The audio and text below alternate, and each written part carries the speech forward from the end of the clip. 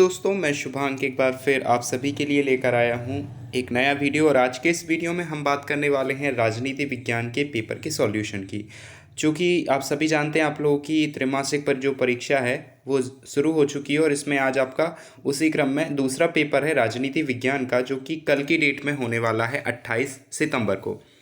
तो इस पेपर के लिए हमें एक प्रैक्टिस क्वेश्चन पेपर लाए हैं जो कम्प्लीटली आपको नहीं, लेकिन इसमें मोस्ट ऑफ द क्वेश्चंस आपको कल के पेपर में देखने को मिलेंगे। तो ये इंपॉर्टेंट क्वेश्चंस हैं और हम इनके सॉल्यूशन की बात करेंगे। तो हम इसका कंप्लीट सॉल्यूशन यहाँ पर देखेंगे, तो लास्ट तक वीडियो के साथ में बनी रहिए। और यदि ये वीडियो अच्छा लगता है तो वीडियो को लास्ट में लाइक कर दीजिएगा। तो आइए शुरू करते हैं, उन क्वेश्चंस को देखते हैं जो कल के पेपर में हमारे आ सकते हैं। चलिए, तो हम अपने क्वेश्चन पेपर पर आ चुके हैं और यहाँ पर आपको जिस तरह से जो नॉर्मल फॉर्मेट होता है कि आपको कुछ विकल्प पूछे जाते हैं, खाली स्थान पूछे जाते हैं, तो हम इन्हीं का सॉल्यूशन यहाँ पर लेते हैं। तो वन बाय वन मैं यहाँ पर आपको आंसर्स बताते जाऊँगा और साथ ही साथ आपको आंसर्स पहले की तरह लिखे हुए मिलेंगे, तो आपको कोई परेशानी नहीं होगी इसको नोट डाउन करने के लिए।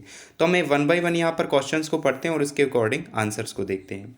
तो यहाँ पर सही विकल्पों में आपका पहला क्वेश्चन है कि शीत युद्ध का चरम बिंदु क्या था।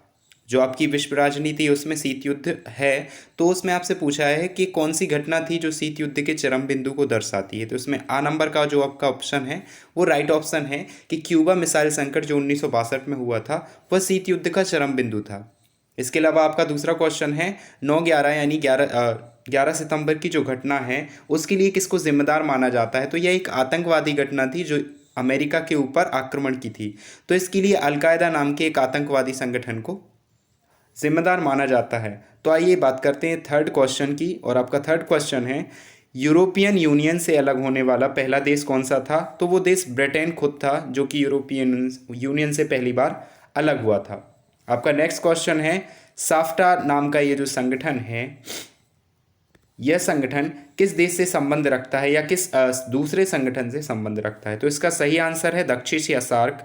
साउथ एशिया यानी दक्षिण एशिया के जो संगठन देश हैं उन्हीं के लिए ट्रेड किससे संबंधित इस साफ्टा का निर्माण किया गया था।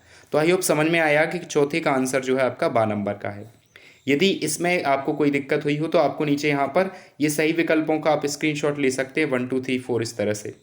ठीक है, यहाँ पर टोटल 5 क्वेश्चन है, 1 क्वेश्चन की ओर हम बात कर रहे हैं। आप यहाँ पर इसका स्क्रीनशॉट ले लें ताकि कोई दिक्कत ना हो। चलिए चलते हैं नेक्स्ट क्वेश्चन पर। और यहाँ पर आपका 5वां क्वेश्चन जो है वो ये है कि आज़ादी के बाद भारत के सामने प्रमुख चुनौती कौन थी। तो इसमें आपको ध्यान रखना है कि प्रमुख चुनौती आपसे पूछी गई है। चूँकि कई चुनौतियाँ थी, सारी ही चुनौतियाँ भारत के सामने थी, लेकिन उनमें सबसे ज़्यादा इंपॉर्टेंट राष्ट्र का निर्माण करना था, क्योंकि राष्ट्र की एकता और उसकी अखंडता को बनाए रखना ज़रूरी था। चलिए अब बात करते हैं रिक्त स्थानों की पूर्ति वाले क्वेश्चन की। तो हमारा दूसरा क्वेश्चन यही आता है। तो यहाँ पर रिक्त स्थान का हम पहला पढ़ते हैं और यहाँ पर देखते हैं कि शीत युद्ध की समाप्ति का प्रमुख कारण क्या था। जो शीत युद्ध, अभी आप बात में समझेंगे कि शीत युद्ध क्या होता है, आपके नीचे क्वेश्चंस में पूछा गया अलग से। तो शीत युद्ध की समाप्ति का प्रमुख कारण क्या था। तो सोवियत संघ का 1991 में विभाजन हो गया और यही शीत युद्ध के अंत का कारण बना। इसको मैं अभी आपको लिखा हुआ दे दूंगा, अभी आप केवल सुनते जाइए। एंड सेकंड क्वेश्चन है सोवियत राजनीतिक प्रणाली खालिस्तान की विचारधारा पर आधारित है। तो सोवियत राजनीतिक प्रणाली समाजवादी या साम्यवादी विचारधारा पर आधारित है। तीसरा क्वेश्चन आपका दिया हुआ है सार्क संगठन में सदस्य देशों की संख्या कितनी है। तो इन देशों की संख्या वर्तमान में 8 है, अफगानिस्तान समेत। ठीक है, और ये चौथा क्वेश्चन है, इसका थोड़ा आंसर जो है कन्फ्यूज़न है, इस कारण से मैं आपको नहीं बता रहा। और 5वां जो क्वेश्चन है वो साफ साफ लिखा हुआ है भारत विभाजन के पश्चात हुए सांप्रदायिक दंगों ने खालिस्तान समस्या को जन्म दिया। तो इसमें आप लिख सकते हैं विस्थापन की समस्या या शरणार्थी समस्या। और आखिरी जो आपका क्वेश्चन है यहाँ पर 6वें नंबर का, भारत तथा नेपाल के बीच होने वाली महाकाली संधि किस सन में हुई। तो इसका सन है 1996। तो यदि आपने ध्यान से सुना हो तो कोई ठीक बात है, यदि नहीं सुना है तो आप यहाँ पर खालिस्तान के सभी के आंसर अच्छे से लिखे हुए आप इसका स्क्रीनशॉट ले सकते हैं। तो ये कुछ देर के लिए आपके लिए रोक दिया वीडियो को। ओके, आपने स्क्रीनशॉट ले लिया होगा। अब हम बात करते हैं आगे की क्वेश्चंस की। तो आगे इनको देखते हैं। इसमें अपना नेक्स्ट जो क्वेश्चन है वो है सही जोड़ियाँ बनाना है आपको यहाँ पर। ठीक है, तो ये सही जोड़ियाँ कुछ इस तरह से लिखी हुई हैं। आपको क्या करना है, नीचे जो आपको ऑप्शन दिए जाएंगे उनमें फर्स्ट सेकंड थर्ड ऐसा कुछ लिखा होगा। जैसे मान लीजिए यदि ये पहला है और इसका यदि ये आंसर है तो लिखा होगा ये डायरेक्ट 1 नंबर लगा के ये आंसर लिखा हुआ होगा, तो आप समझ जाएंगे उसको। ठीक है, तो पहला क्वेश्चन है, शीत युद्ध की शुरुआत 1945 से द्वितीय विश्व युद्ध जैसे ही समाप्त हुआ, तो 1947 में शीत युद्ध की शुरुआत हो गई। तो पहले का तीसरा हो जाएगा। शॉक थेरेपी जो है एक मॉडल है। और फिर इसके अलावा आसियान की स्थापना 1967 में हुई थी। यूनेस्को का मुख्यालय पेरिस में है। और वैश्वीकरण के समक्ष चुनौतियां बाजारों में बदलती हुई एक प्रतिस्पर्धा है, और खुले द्वार की नीति चीन द्वारा प्रयोग में लाई गई। तो कुछ इस तरह से आपकी सही जोड़ियां बनेगी। यदि यहाँ पर समझ में ना आए तो आप नीचे चल के इसका आंसर डायरेक्ट कुछ इस तरह से स्क्रीनशॉट ले सकते हैं। ये आपके 6 क्वेश्चन से सही जोड़ियों में आप इसका स्क्रीनशॉट ले सकते हैं। चलिए अब बात करते हैं नेक्स्ट क्वेश्चन की, जिसमें अपना चौथा क्वेश्चन है और सत्यासत्य है। कुछ यहाँ पर इंपॉर्टेंट क्वेश्चन हैं, ये आप ध्यान रखिएगा। तो इसमें पहला अपना क्वेश्चन है कि शीत युद्ध में संयुक्त राष्ट्र संघ के कार्यों को गति प्रदान किसने प्रदान की। आपका यहाँ पर क्वेश्चन है कि शीत युद्ध ने संयुक्त राष्ट्र संघ के कार्यों को गति प्रदान की। तो ये बात गलत है। शीत युद्ध के होने से और कठिनाई पैदा हो रही थी संयुक्त राष्ट्र के कार्यों में, तो ये अपने आप में कैसा हो जाएगा, असत्य हो जाएगा। दूसरा क्वेश्चन यहाँ पर आप देखिए, शीत युद्ध के पश्चात सोवियत रूस एकमात्र महाशक्ति के रूप में उभरा। तो ये गलत बात है। अमेरिका भी दूसरी महाशक्ति था, और सोवियत और अमेरिका ये दोनों ही महाशक्ति के रूप में उभरे, तो ये भी असत्य हो जाएगा। फिर तीसरा क्वेश्चन है, यूरोपीय संघ के सदस्य राज्यों के पास अपनी प्रभुसत्ता नहीं होती है। तो ये भी गलत बात है।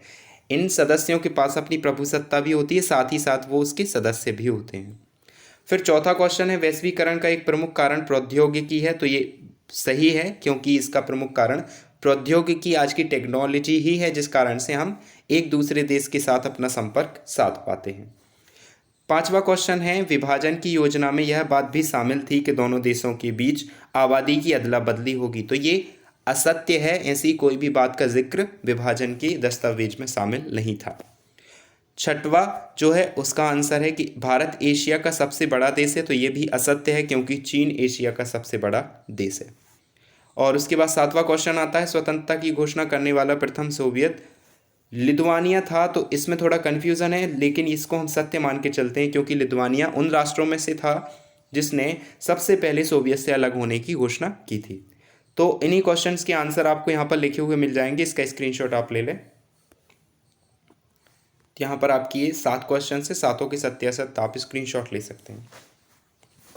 चलिए अब हम बात करते हैं नेक्स्ट क्वेश्चंस की।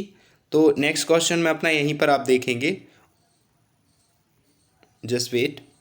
यहाँ पर कुछ क्वेश्चंस हैं जो आपके एक सत्य असत्य वाले क्वेश्चंस में आएंगी, आपके एक वाक्य के उत्तर में शामिल किए जाएंगे।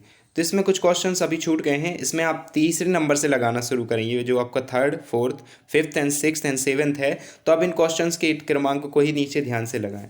तो इसमें अपन तीसरा क्वेश्चन पढ़ते हैं कि संयुक्त राज्य अमेरिका को स्टैचू ऑफ लिबर्टी किस देश ने भेंट की थी। तो इसका आंसर है फ्रांस ने अमेरिका को स्टैचू ऑफ लिबर्टी भेंट की थी। फिर यूरोपीय यूनियन की सदस्य में कुल कितने सदस्य होते हैं। तो इसमें टोटल 27 सदस्य होते हैं, जो 27 अलग अलग राष्ट्रों को प्रेजेंट करते हैं, उसका प्रतिनिधित्व करते हैं। फिर उसके बाद आता है, भारत विश्व बैंक में किस प्रकार का सदस्य है। तो यह एक मिश्रित सदस्य है और इनको अलग अलग कैटेगराइज किया गया है। तो भारत की स्थिति जो है एक मिश्रित सदस्य के रूप में है। छठवां क्वेश्चन है, यहाँ पर आप नंबर देखते जाइएगा। छठवां क्वेश्चन है, भारत में वैश्वीकरण का क्या उद्देश्य है। तो भारत में वैश्वीकरण का उद्देश्य है सभी विश्व के साथ आगे चलना। इसका शायद आंसर नहीं लिखा है नीचे, देखिए। शरणार्थी समस्या के कोई प्रभाव बताइए।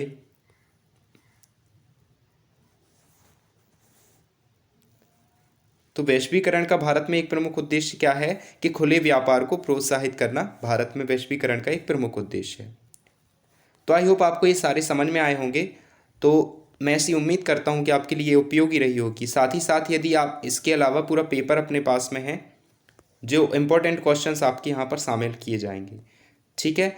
तो इन क्वेश्चंस को आप क्या है, यदि इनका सॉल्यूशन चाहते हैं तो कमेंट बॉक्स में कमेंट करके बताएं। यदि आपको ज़रूरत है तो मैं इसका सॉल्यूशन आपको प्रोवाइड करवा दूंगा, या आप लास्ट वाले का स्क्रीनशॉट ले लीजिएगा।